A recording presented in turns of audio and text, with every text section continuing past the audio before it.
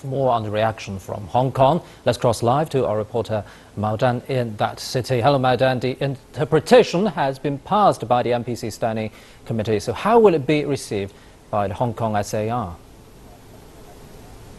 Yes, Pandan, the NPC Standing Committee's interpretation of Article 104 of Basic Law gives a clear explanation and complement about the lines.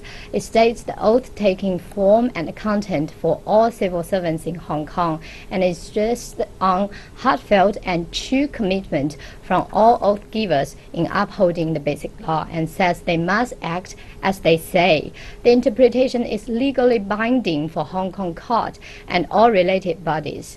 As the issue of the legical send-off is undergoing a review in the Hong Kong High Court, we expect the court to make its decision in line with the interpretation. The NPC Standing Committee has said it fully respects the one country, two systems policy, and according to the policy, the decision towards the two legislators elect and the issue in discussion will eventually be made by Hong Kong Court. And there is also expected to be a careful review of every line of the interpretation here regarding what has happened over the past month. It's unclear as of now whether there will be any going back of the election process of this term of the Legislative Council. The Legico will hold its meeting on Wednesday as a routine agenda. We will follow that and also the court procedure in the coming days to see how the interpretation on Article 104 will be applied here. Back to you, Panda. Mao Dan, what's the public opinion right now towards the latest interpretation? Well, Pandan, the public reaction is multiple here. Hong Kong Chief Executive Leung Chun-ying and Chief Secretary for Administration Carrie Lam are holding a press conference now, so we will soon hear the response from the Hong Kong government.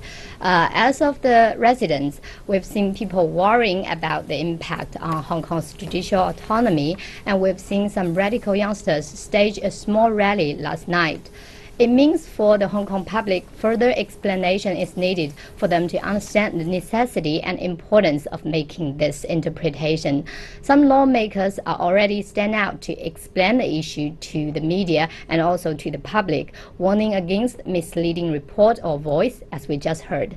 Experts say interpretation on Article 104 has been expected over the past weeks, so the point is not whether it should happen, but when and how, which demonstrates the necessity to end the standoff in the legical and to minimize the negative impact of radical thoughts which may undermine Hong Kong's development.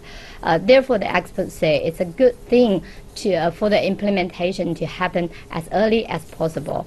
And since this is an issue about the basic law of Hong Kong and relates to the country's unity and integrity. Of course, the Hong Kong court is fully respected and they will make the decision here. So judicial autonomy is still as it has been.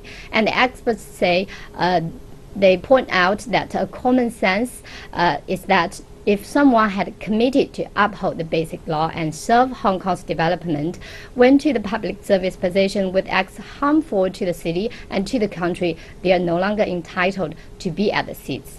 Back to you, Pandan. Thank you very much. Our reporter Mao Dan in Hong Kong.